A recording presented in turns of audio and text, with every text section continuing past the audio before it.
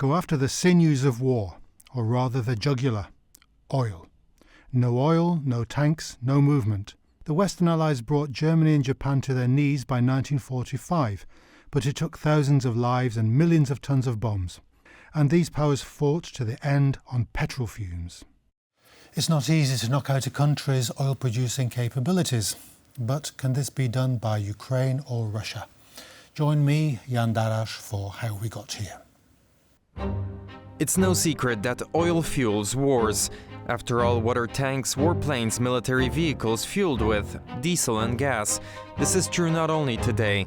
The supplies and shortage of fuel impacted wars of the 20th century.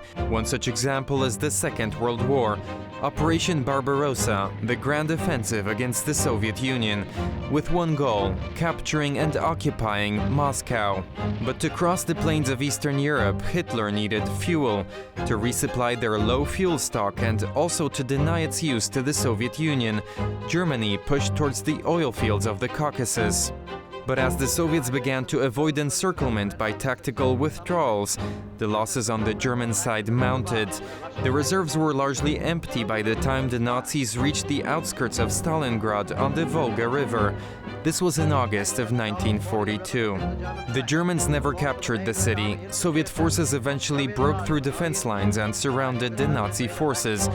Short of ammunition, fuel and food, the Germans surrendered.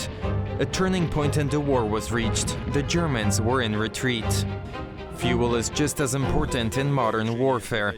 This is especially visible in Moscow's war effort in Ukraine. Russia, one of the largest global suppliers of oil, will simply never run out of supplies.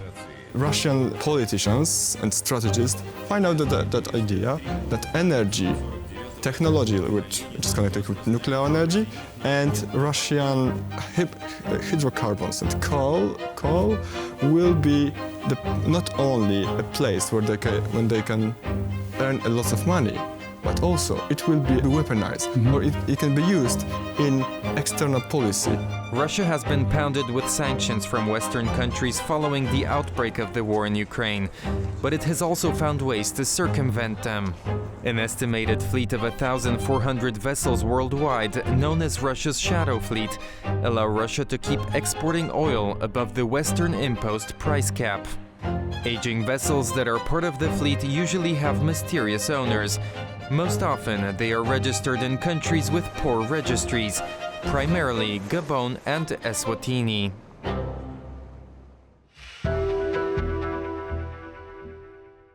I'm delighted to welcome our guest today, Wojciech Jakóbik, an energy analyst for Business Alert. Welcome to the programme. My pleasure. Can you just give us a brief outline of the current state in the oil war? We all know that oil and petrol it's the lifeblood of every war, modern war. Both sides are throwing drones at each other, trying to knock out their oil-producing capabilities. Can you just give us an idea of where we are now? How much of each side's capacity is being damaged? So let's start with a general assumption that we don't have the hydrogen tanks yet. So all the heavy machinery that is being used in military conflicts is fueled by oil or maybe diesel, oil, and different kinds of fuels that are made from oil. So oil is a strategic resource in spite of all the energy transition that we are seeing in electricity market, for example. So it is really critically important to have a security of supply of oil and oil products. And when it comes to the oil sectors between Ukraine and Russia, all that is happening over there is the responsibility of the aggressor according to international law. So even the casualties on Russian side in Russian oil sector are the responsibility of the aggressor state, so Russian Federation. Okay. So after that, we can compare the situation. When it comes to the Ukrainian oil and fuel sector, it is fully destroyed. Unfortunately, Russians were able to destroy fully the refineries, the oil depots, the oil pipelines, and Ukraine is fully dependent on oil and fuel supply to Poland and other countries that it is bordering. So it is not having its own oil sector. The discussion is right now, is Ukraine going to rebuild this sector, or it will stay dependent on external suppliers like Poland and others. On the other hand, we have Russia, which is having limited processing capabilities, because of constant drone attacks that are happening since the beginning of 2024. Ukraine is using drones to attack the refineries, and it has limited the capabilities, according to Reuters, like 15% of processing capabilities. So Russians are not able to process the 15% of the fuels they need to sustain the military operations, as they call it. And the oil depots, the oil infrastructure is being struck by Ukrainian forces, and it is impeding the logistics of Russian war machine. The oil crisis, the expensive prices on oil and fuels market in Russia is also impeding the logistics on trains, on roads, because you need to move the fuels from the places you don't have the processing you have the processing capabilities to the places that you don't have, and it is of course impeding the war effort on Russian side, but it is not stopping it. Yes. So on balance, it seems that the Russian strategy is working. It's adopting the strategy that, for example, the Western allies did against Germany and Japan, strangling the production, or the Western oil plan, as it became known.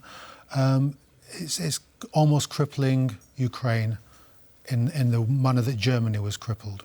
Well, Russian plan might be even greater than that. Russians are trying to terrorize the civic population. They want to make Ukraine fall, so to make it a fallen state like Sudan or other states that are not sustained, that they are not working. The normal business activity in Ukraine is almost impossible right now. So it is the second goal, and of course, by destroying the oil infrastructure in Ukraine, the logistics of war effort from Ukrainian side is also heavily limited. Yes, of course. So let's move on to the sanctions policy. Do sanctions work in theory and practice, and on a general level? And do you think they're working now against Russia? We know that Russia is... sanctions seems to be a long-term policy, and the object of anybody under a sanctions regime always seems to find ways round the sanctions. So in general, the sanctions are working. We see it in economic data from Russia. It is limiting its revenues from oil and gas. It is having huge debt. It is using the reserves to refill the treasury to make the economy work. But those sanctions are not killing the Russian economy. First, it is a long-term solution that is, for example, impeding the capabilities when it comes to oil production in long term, in specific sources of oil like shale oil, different kinds of unconventional resources that are outside of Russia's reach right now because of limits in technology, in funding and so on.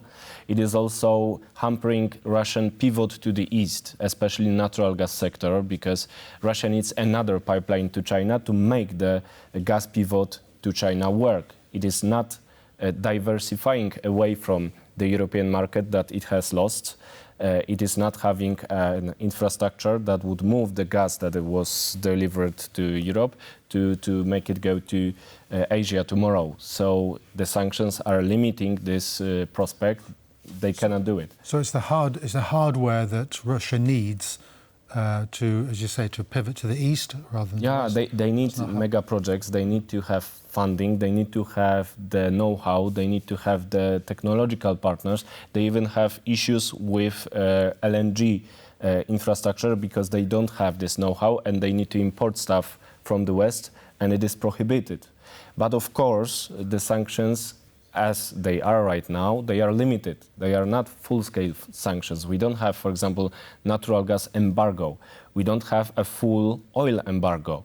So Russia, like Iran did, is somehow able to omit the part of the sanctions. It is using the shadow fleet of tankers that are moving its oil even in spite of the price ceiling that was introduced by G7. So the sanctions are working, but they are not fully effective. And looking from this perspective, what Ukraine is doing, it is supplementing the sanctions regime by the attacks on oil infrastructure of Russia. Right. So are these oil supplies moving out through the Black Sea port, or you have different do they- capabilities. You can use the Asian ports, Baltic ports, and Black Sea ports. Actually, the Black Sea ports were hit by drones. The refineries there, the oil port in Novorossiysk, they were the targets of attacks from Ukraine. They were not fully effective. We need to remember that Russians are also able to rebuild what was destroyed. Ukraine is more limited in this manner because it needs Western support to get the parts. They need to rebuild everything from the scratch, and Russia is bombing them heavily. we know something about this shadow fleet that you just mentioned. Can you tell us a bit more about it? Is it a fleet of hundreds of ships, dozens of ships? How does that work? So we don't have a full oil embargo around the world.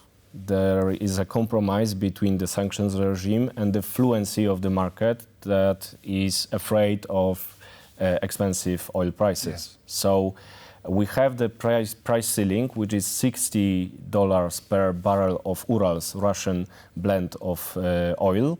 And if you sell this oil over the price ceiling, you will be sanctioned.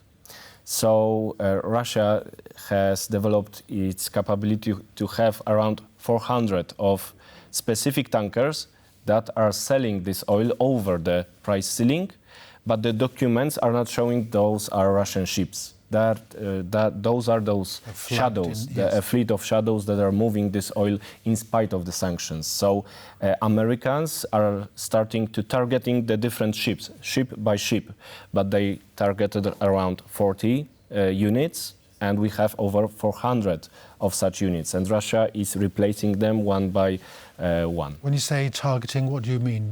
Do they impound these ships, or they So find the companies? moving away from a general sanction regime, they target specific companies, specific ships, specific armators that are involved in omitting those sanctions. So this process is more and more effective, but it takes time, and still it is not finished. So around 40 units were directed by those sanctions by the name, but we still have over 400 of such ships that are helping Russia to omit the sanctions regime. When you say that the Ukrainian oil-producing capability has almost been destroyed and everything else is coming through Poland, that's a very easy target to identify and to target by sabotage or long-range missiles. Do we see signs that Russia is doing that? For now, we've seen Russia attacking the gas depots in the western part of Ukraine. We didn't hear about big accidents when it comes to the oil infrastructure between Poland and Ukraine, but we might hear something about it in close future. It is a matter of secrecy, but we know that there are huge efforts on Polish and Ukrainian side to secure the supply of oil and fuels through the border to make it safer in spite of Russian attacks. Yeah. As we wind up our discussion, how do you see the sanction regime developing over the next? Does it need 10 years, 20 years? Is it a very long-term view? You said that Iran has more or less survived under a decade-long sanctions regime. This seems to be a failing regime, failing policy to develop by the West.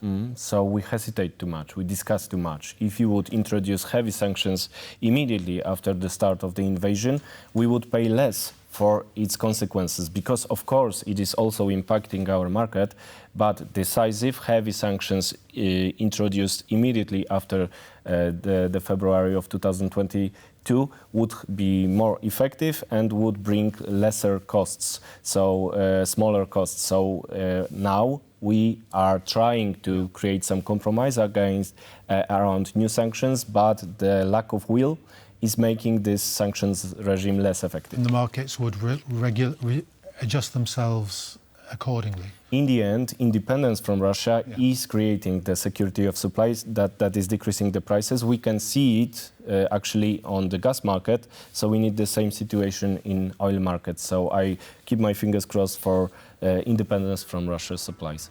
Okay, Wojciech Jakóbik, we have to draw a line there. Thank you very much for coming on to the Thank programme. Great to have you. And that's all we've got time for. So join us next time for How We Got Here.